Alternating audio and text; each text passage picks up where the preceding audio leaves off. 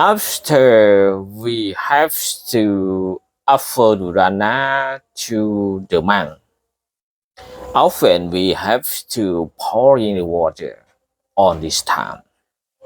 In the Buddhist, he has said that taksino taka or takino taka means that the water pour out with giving alms, symbolical of donation, or the water pours into a hand as a taking of an offering.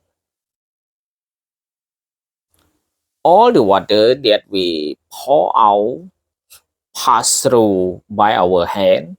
It is instead of all the something that we have made on this time.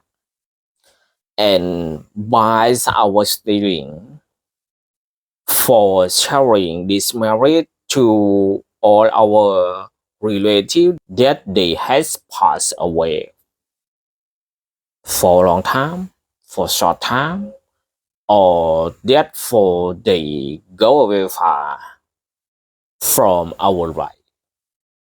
For them to take our merit with all together. Sadhu, sadhu.